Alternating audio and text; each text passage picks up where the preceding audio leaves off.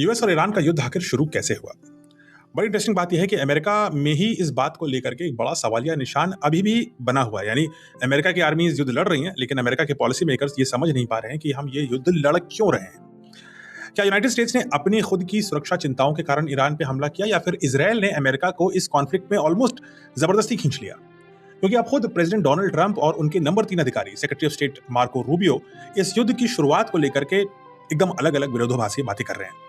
President Trump का कहना है कि उनका जो फैसला था प्रीएम्प्टिव डिफेंस पर आधारित था। उनके मुताबिक गुप्तचर यानी इंटेलिजेंस ये संकेत दे रहे थे कि ईरान जो है इसराइल और उस पूरे रीजन के अन्य टारगेट्स पर हमला करने की तैयारी में था। And I thought, maybe more so than most, I could ask Marco, but I thought we were going to have a situation where we were going to be attacked. They were getting ready to attack Israel. They were getting ready to attack others. Trump का तर्क साफ था, अगर America पहले strike नहीं करता तो Iran पहले हमला कर देता। ट्रंप ने तो यहां तक भी कह दिया कि अगर किसी ने किसी को एक्चुअली खींचा है तो यूएसए ने इसराइल को खींचा है इस युद्ध में, बनिस्बत इसके उल्टा। अब प्रेसिडेंट डोनाल्ड ट्रंप यूएसए के प्रेसिडेंट हैं, उनको दिखाना होगा कि हम बड़े स्ट्रांग हैं और हमें कोई धक्का नहीं दे सकता, हमें कोई कहीं नहीं खींच सकता, हम दूसरों के साथ ऐसा करते हैं। Going to attack first. Based on the way the negotiation was going, I think they were going to attack first, and I didn't want that to happen.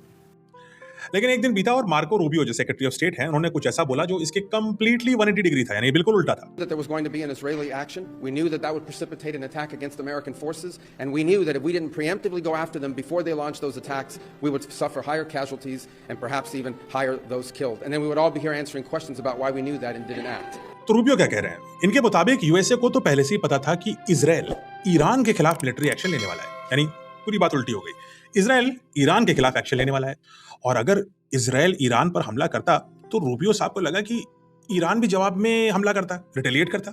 और इस रिटेलिएशन में अमेरिका का मानना था कि हमारे बेसिस यानी अमेरिका के बेसिस और उनके फोर्सेस पर भी हमला हो सकता है। और इसीलिए अमेरिका ने तय किया कि भाई इजराइल जब ईरान को मारने जा रहा है तो हम भी उसके साथ साथ चलते हैं और फर्स्ट स्ट्राइक ही कर डालते हैं, ताकि रिटेलिएशन में हमारा नुकसान कम से कम हो। अब यहीं से कंट्रोवर्सी चालू हुई।